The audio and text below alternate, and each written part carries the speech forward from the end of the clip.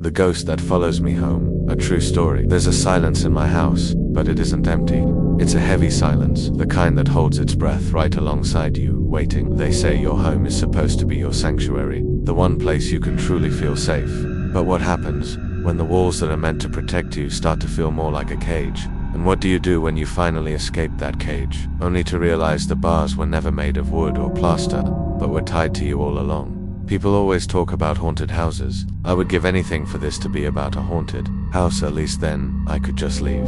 The problem is, I already tried that, and all I managed to do was bring the darkness with me. It's the feeling, the constant, creeping feeling of being watched that never, ever goes away. It starts with little things you can explain away. A sudden cold spot in a warm room, a floorboard creaking upstairs when you know you're the only one home. But you can only make excuses for so long. Eventually, the explanations run out, and you're left with a terrifying truth. You are not alone, and the thing that shares your space is not your friend. I'm telling this story because I have to. Because trying to live with this in silence is its own special kind of madness. This isn't just some ghost story I heard. This is my life now. The house on Maple Creek Lane, of course. It all started with a house. It was a two-story colonial, the exact kind of place my wife, Anna, and I had always dreamed of. Built back in the 1920s. It just oozed character. Crooked floors, a huge old oak tree in the front yard, a stone fireplace that looked like it had seen 100 years of family secrets. We were so caught up in the charm, in the future we were planning inside those walls, that we pushed down that small, nagging feeling of our knees. The house felt still, not in a peaceful way, but in an unnerving way. Like the air itself was old and holding its breath. The first month was perfect. We painted, we refinished the floors. We filled the rooms with our laughter and the smell of coffee. We were making it ours. At least, that's what we told ourselves. The first weird thing was so small I barely even clocked it. I was in my home office, a little room at the back of the house. I have this specific way I leave my desk every night, pen parallel to the notepad, mouse right beside the keyboard. The next morning, the pen would be on the floor. First I blamed our cat, Milo, but he's 16 years old and hasn't had the energy to jump on a desk in years. Then I blamed the old floors, thinking the desk must be slanted. It's amazing how many excuses your brain can cook up when it's faced with something it refuses to understand. About a week later, Anna said something. "Did you hear that last night?" she asked over breakfast. It sounded like someone was walking around in the attic. "It's an old house, honey," I said. That classic, dismissive answer. "It's just settling." But I'd heard it too. It wasn't the random pops and groans of an old house. It was a slow, rhythmic creak, a deliberate, heavy tread, the sound of footsteps. I never told her I'd heard it. I didn't want to scare her, but really, I think I was just trying to convince myself. The footsteps became a nightly thing, always from the attic. Sometimes there was a faint dragging sound, and once in a while, a whisper so quiet you'd think it was just the wind. We finally called a contractor. He went up there, checked everything: beams, insulation, the roof. He found nothing. No rats, no structural problems, no drafts. "This house is solid as a rock," he said with a shrug. "Some old places just talk a lot, but this house wasn't just talking, it was demanding our attention." Soon after, that feeling of being watched began. It was strongest in the upstairs hallway, a long, narrow corridor with a single window. At the very end, every time I walked down it, the hairs on the back of my neck would stand on end. It was a physical pressure in the air, as if someone was standing right behind me, or peeking out from one of the buildings. I whipped my head around and nothing, just empty space. The feeling would disappear the second I flicked on a light. Told myself it was just my mind playing tricks on me, primed by all the strange noises. But the feeling got stronger, more specific. It felt hostile. Then the cold spots appeared. Not a simple draft, but pockets of icy air you could walk through. The worst one was in the corner of our bedroom, right by Anna's side of the bed. On a perfectly warm night, that one spot would be frigid. We actually bought a digital thermometer to check it. The temperature in that one corner would drop 10, sometimes 15 degrees, while the rest of the room stayed the same. Anna started sleeping on my side of the bed, just to avoid it. I know now that these are the cliché signs of a haunting, the first subtle disturbances. It's like a test. The entity is seeing if you're paying attention. Oh, we were paying attention, but we were deep in denial, trying to live a normal life in a place that was becoming anything but. Our dream home was turning into a nightmare, and the worst part was the silence between the events. The kind of silence where you can hear your own heart beating, and you wonder, with a jolt of pure terror, if you can also hear someone else's. The escalation denial is a pretty flimsy shield. It protects you for a little while, but eventually, it cracks, and when it does, the fear that comes flooding in is suffocating. For us, our shield didn't just crack, it shattered into a million pieces. The real escalation started about 6 months in. The subtle feelings and whispers gave way to things we just couldn't ignore. It was like the thing in our house got tired of us trying to rationalize it away. It didn't want to suggest its presence anymore. It wanted to announce it. Time it got physical was a Tuesday. I remember because I'd just had a stressful work call and went to the kitchen for a cup of tea. Anna was out with friends, so the house was totally quiet. I put the kettle on the stove and turned to grab a mug from a cupboard. With my back turned, I heard a sharp scraping sound from the counter behind me. I spun around. A heavy butcher knife, one that we kept in a solid wood block, was now lying in the middle of the kitchen floor, a good 5 feet away from the counter. My blood went ice cold. There was no way it could have just fallen. The block was heavy, set way back from the edge. It would have taken real force to knock it out and send it flying that far. I just stood there, staring at it, my heart hammering against my ribs. This wasn't the house settling. This wasn't a draft. This was an action, deliberate, hostile. I backed out of the kitchen slowly, my eyes locked on the knife, and waited for Anna to come home. I told her everything. I saw the fear in her eyes, but I also saw something else. Relief. She finally knew for sure that she wasn't going crazy. Neither of us was. The house wasn't safe. After that, things went into overdrive. Objects moved all the time. My keys would disappear from the hook by the door and reappear in the middle of the living room. Books would be yanked from shelves. One morning, we came downstairs to find every single cabinet and drawer in the kitchen wide open. Nothing was touched, just open, like a silent, menacing display of power. The whispers got clearer. They weren't just murmurs anymore. It was a voice. Low and guttural. It never spoke full sentences, just single, terrifying words. I'd be in the shower and hear a voice hiss get right in my ear. Anna heard it in the laundry room, a sharp, angry whisper of mine. Then, we started seeing it. Never straight on, always out of the corner of your eye. A tall, dark shape, like a shadow in the shape of a man, standing at the end of the hall or in a dark doorway. The second you turned to look, it would be gone. But we both saw it, at different times, in different places, and described the exact same thing. A featureless, black mass that seemed to suck the light out of the air around it. Sleep became a forgotten luxury. The nights were a siege. We'd lie in bed, frozen with fear, listening as the footsteps descended from the attic and paced the downstairs hallway. Sometimes, they'd stop right outside our bedroom door. More than once, we heard the doorknob jiggle, slowly at first, then violently, like something was desperate to get in. We started dragging a heavy dresser in front of the door every night. We knew it was a pathetic defense against something that didn't follow the laws of physics, but it was the only thing that gave us a sliver of control. We were constantly on edge, exhausted, and snapping at each other. The joy we'd felt in our home was gone, replaced by a state of constant high-alert dread. We stopped inviting friends over. How do you even begin to explain that you can't have a dinner party because the ghost might throw a knife? We were completely isolated, trapped in a bubble of fear no one else could possibly understand. It felt like the entity fed on our fear and misery. The more upset we became, the stronger and bolder it got. The breaking point was the physical attacks. It started with Anna. She woke up one morning with a long, red scratch down her arm, 3 parallel lines, like fingernails. A few nights later, it was my turn. I was drifting off to sleep when a sudden, intense, burning pain shot across my back. I bolted upright in bed. Anna turned on the light, and her face went white. She took a picture with her phone. There, on my back, were 3 deep, angry scratches, identical to hers, already starting to bleed. There's no rational explanation for that. We had nothing sharp in the bed. This was a direct assault. It had crossed a line. It wasn't just trying to scare us anymore. It was hurting us. We weren't living in our home. We were being held hostage in its territory. Our dream had become a living nightmare. We had to get out. It wasn't a question of if, but how fast we could go. The decision to leave Maple Creek Lane wasn't so much a decision as it was a surrender. It was us admitting defeat. We'd poured our savings and our hopes into that house, and we were just walking away. But the fear had become a physical weight, a constant pressure on my chest that only lifted when we were miles away from the property. Staying was no longer an option. We didn't bother with real estate agents, we just had to be gone. We found a small modern apartment across town, the complete opposite of the house. It was new, sterile, with no history, no dark corners, and no attic. It was perfect.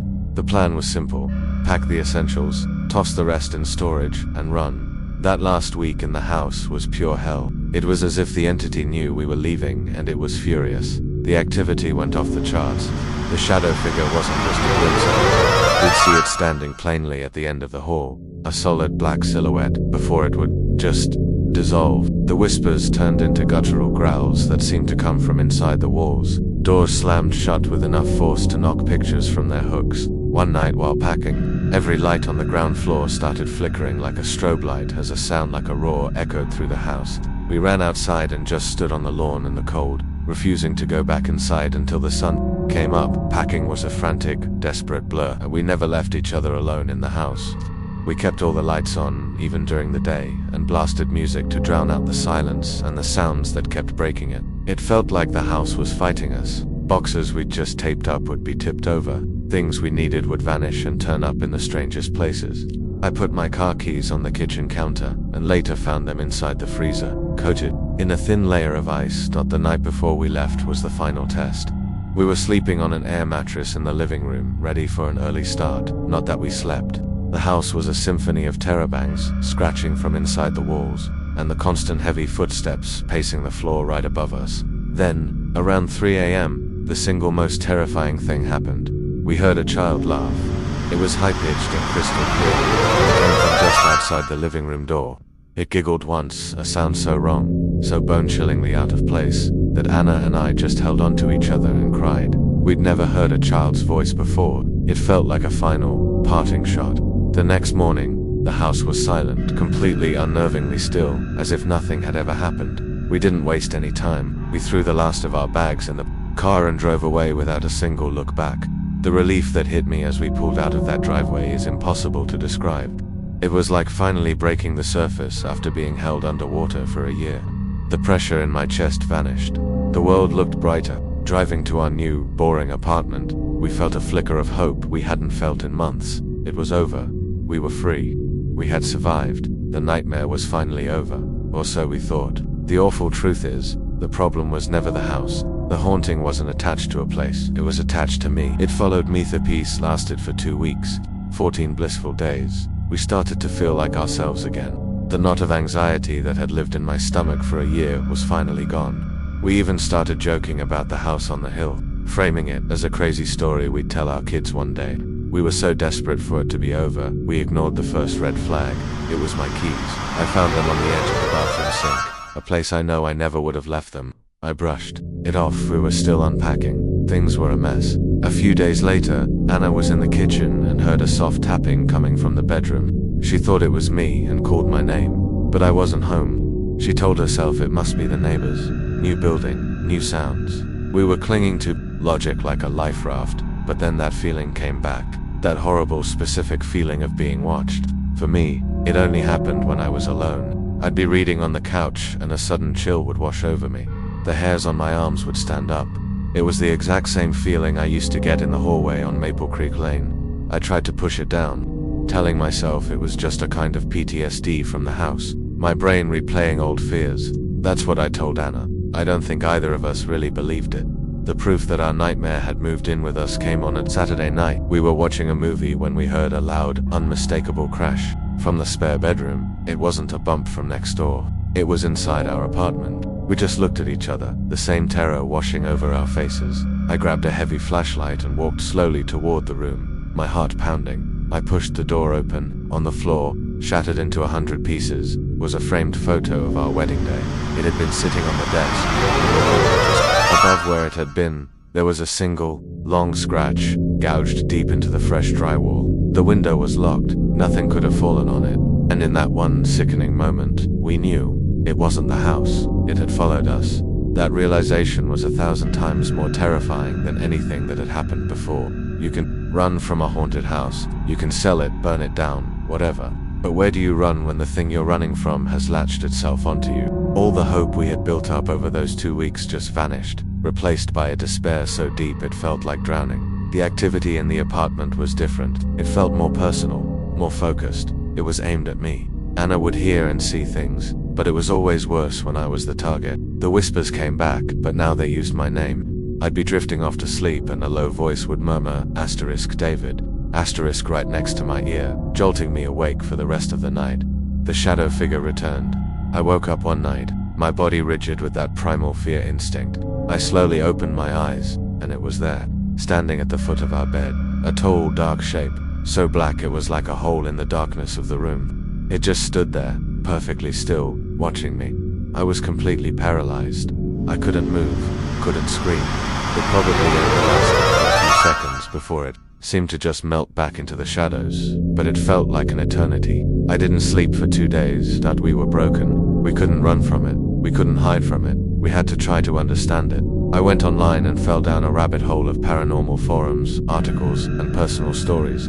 I learned about the stages of a haunting, about different types of spirits, and the tools people use to try and communicate. I know what most scientists and skeptics say, that EMF meters just pick up bad wiring and audio recorders pick up radio waves. But scientific skepticism is a luxury you can't afford when your reality has gone this far off the rails. I bought the gear, an EMF meter, a digital audio recorder, a thermal camera. Anna was terrified, but she knew we had to do something. The first time I used the EMF meter was a revelation. I walked around the apartment, and the device was silent. But as I got closer to the spot in the office where the picture was smashed, its lights jumped from green to yellow to orange to screaming red. There are no electronics or wiring in that wall. I asked out loud, "Is someone here with us?" The meter shrieked in response. My voice was shaking, but I asked, "Did you follow me here?" Another spike, deep into the red. It was crude, but it was communication. What next? We tried for an EVP, electronic voice phenomena. We left the audio recorder running in the empty office all night. The next day I sat for hours with headphones on, listening to static. Most of it was nothing, but then, in the middle of the hiss, I heard it. A faint, raspy voice. It said one word, "Stay." My blood ran cold. I played it for Anna. She heard it too. It was undeniable. The most terrifying experiment was something called the Estes method. One person, the receiver, is blindfolded and wears noise-canceling headphones connected to a spirit box, which is a device that constantly scans AM/FM radio bands. The other person, the asker, sits in the same room and asks questions. The idea is that the spirit can manipulate the radio snippets to form words, and the receiver, who can't hear the questions, just calls out the words they hear. I was the receiver. Anna asked the questions. Sitting in the dark, blindfolded, with that rushing static in my ears, was horrifying. "What is your name?" Anna asked into the quiet room. Through the static, a clear word formed. "Never." "Why are you here?" Her voice trembled. A few seconds passed, then 2 words, asterisk. He saw asterisk. Saw what? Asterisk. Darkness. Called asterisk. What do you want from me? There was a long silence. Then a voice came through that wasn't a radio snippet. It was different, deeper, colder, and it spoke right over the static. It only said one thing. My name, David. I ripped the headphones off, shaking. That was enough. We had started a dialogue, and it knew me. It wanted me. And for the first time I had a terrifying clue as to why. He saw darkness called. I had no idea what it meant, but it was clear the problem wasn't just that something was attached to me. The problem was that something about me had called it in the first place. We are still living this. Every single day, the investigation gave us a few answers, but it also opened up 100 more questions and brought a whole new level of fear into our lives. If you have ever experienced anything like this, anything you couldn't explain, please share your story in the comments. Knowing we're not the only ones out here is one of the only things that helps. And if you want to know what happens next, make sure you subscribe, because our story is far from over. The new normal. There's no real ending to a story like this. No priest comes and saves the day. There's no magic ritual that cleanses our apartment and fixes our lives. When the ghost isn't in the house, when it's in you, the story doesn't end. You just learn to live with it. This is our new normal. The big, loud, aggressive stuff has mostly stopped. It's like the investigation, the communication, satisfied some need it had for acknowledgement. It doesn't have to smash things or throw knives anymore. It knows we know it's here. Now it's settled into a quieter, more psychological kind of torment. We live with a permanent low-level hum of dread That feeling of being watched is just a part of our lives now. The third person, in our marriage, the shadow figure still shows up. Sometimes I'll see it standing in the kitchen when I get up for water, or I'll catch its reflection in the dark TV screen after a movie ends. I don't feel that jolt of panic anymore, just a cold, tired resignation. We have our little routines, our coping mechanisms. We sleep with a light on in the hallway. We never close our bedroom door all the way. We have little protective charms and stones around the apartment that I read about online. I know, logically, it's probably just a placebo, but when the impossible is your daily reality, you cling to any tiny feeling of control you can get. The hardest part is the constant doubt. I'm trapped between what I know I've experienced and what the rest of the world considers sane. Is this a real paranormal attachment? A spirit latched onto my energy? Or is this all some complex psychological breakdown brought on by stress? I go around and around in circles, trying to be logical. But then I look at the deep scratch marks on my wall, or I play back that audio file of a voice saying my name in an empty room, and logic just falls apart. Our lives are forever divided into a before and an after. We're isolated, afraid to tell friends or family the whole truth for fear of being ridiculed or committed. This isn't a story with a neat little bow at the end. It's just our life. We're living day by day, in an uneasy truce with the thing that followed me home, and we're always waiting, always wondering when that truce will be broken. The scariest part of all this is not knowing what comes next. This thing is a part of my life now, an unseen passenger I have to carry everywhere I go. I don't know what it ultimately wants, and I'm terrified to find out. Will it escalate again? One day will it ever just leave? Or is this my life now forever? I don't have any answers. All I have is my story. Maybe it's a warning, or maybe it's just a scream into the void. Be careful what you go looking for in the dark. You might not like what you find, and sometimes what you find follows you back into the light.